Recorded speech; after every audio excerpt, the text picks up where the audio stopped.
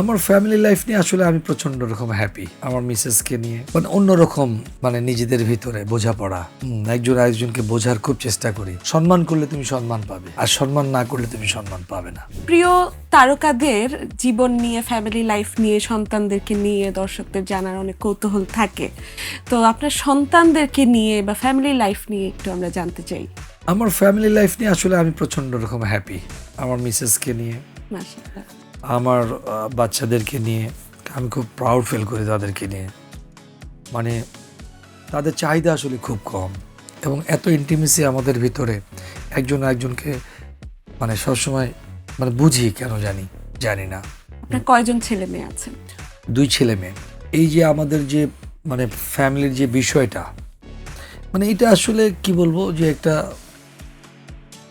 অন্যরকম নিজেদের ভিতরে বোঝাপড়া। একজন আরেকজনকে বোঝার খুব চেষ্টা করি এবং তারা বুঝি। এখন কোথায় আছেন? তাদেরও কি বাবার মতো সিনেমায় আসার কোনো ইচ্ছা আছে, নাকি অন্য কিছু পছন্দ করে? না দেখেন, আমি একটা জিনিস কখনো, যেমন আমার ফাদার বা আমার মাদার কখনো বেঁধে দেয়নি যে তোমাকে এইটা করতে হবে। শুধু এতটুকু আমার ফাদার সবসময় বলতো যে ভালো কাজ করো, মানুষ তোমাকে ভালো যেন বলে। এটা সবসময় আমার মাথার ভিতরে কাজ করতো, এখনো পর্যন্ত স্টিল নাও তাই কাজ করে। আমি আমার সন্তানদেরকে তাই শিখিয়েছি যে তোমরা তোমাদের মতো এগিয়ে যাও, পিছনে ব্যাকআপ দেওয়ার যেটা দরকার সেটা আমি দিব, কিন্তু এমন কিছু করো না যেটা তোমাদের পারিপার্শ্বিক তোমাকে কষ্ট দেয় বা তোমার বাবা মাকে কষ্ট দেয়। এটাই আমি সবসময় বলি। তাদের একটা ইন্টারভিউ রিসেন্টলি দেখা গিয়েছিল, যেটা নিয়ে দর্শকদের মধ্যে একটা মিশ্র প্রতিক্রিয়া ছিল। আপনিও সেটা নিয়ে হয়তো কিছু মতামত জানিয়েছিলেন, as far as I remember. হয়তো তারা ইংরেজিতে কথা বলা নিয়ে বা এরকম কোনো একটা গুঞ্জন সৃষ্টি হয়েছিল।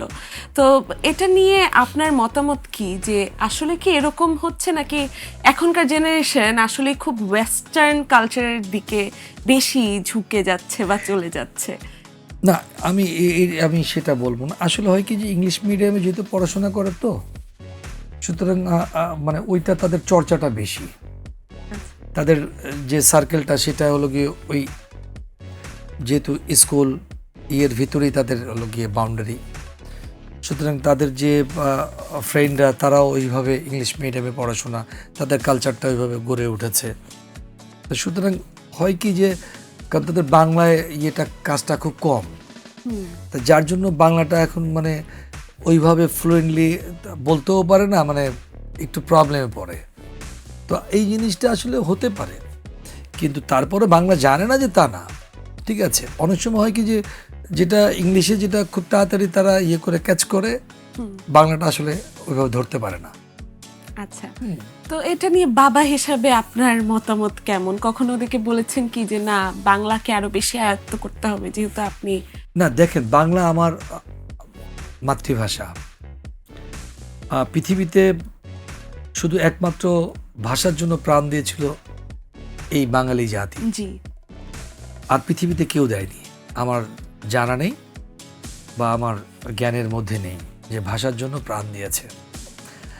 তো আমরাই একমাত্র জাতি যে ভাষার জন্য আসলে প্রাণ দিয়েছি। তো এখন আমি বলবো না যে তারা বাংলা শিখবে না, তা তো না। হয় কি, যে জোর করে তো কোনো কিছু হয় না। তারপরেও আমরা সবসময় তো বাংলা কথাই সবসময় ঘরের ভিতরেই বলি, তাই না? যতই আমরা কালচার যত ডেভেলপ করি না কেন, যতই আমি বলি না কেন পাশ্চাত্যের মতো চলবো, কিন্তু আমার সমাজ তো আমাকে এটা বলে না। তারপরেও এখন যেহেতু একসময় তারাই বুঝবে, ওরা যখন ডে বাই ডে আরও বড় হবে, তখন তারা নিজেরাই সব কিছু আয়ত্ত নিজেই নিয়ে আসবে, তখন নিজেরাই বলা শুরু করবে, আমার বলতে হবে না। এটা আসলে সমাজই বলে দেয়, ওই কালচারটাই বলে দেয়। শুধু কালচারের মধ্যে শুধু একটাই শিক্ষণীয় জিনিস আছে, আমি যেটি বলি, যে মানুষকে রেসপেক্ট করো, সম্মান করো। সম্মান করলে তুমি সম্মান পাবে, আর সম্মান না করলে তুমি সম্মান পাবে না। এটি আমি সবসময় বলি। That makes you a really good father. সেটা আমি জানি না, আমি চেষ্টা করি আসলে আমার জায়গা থেকে।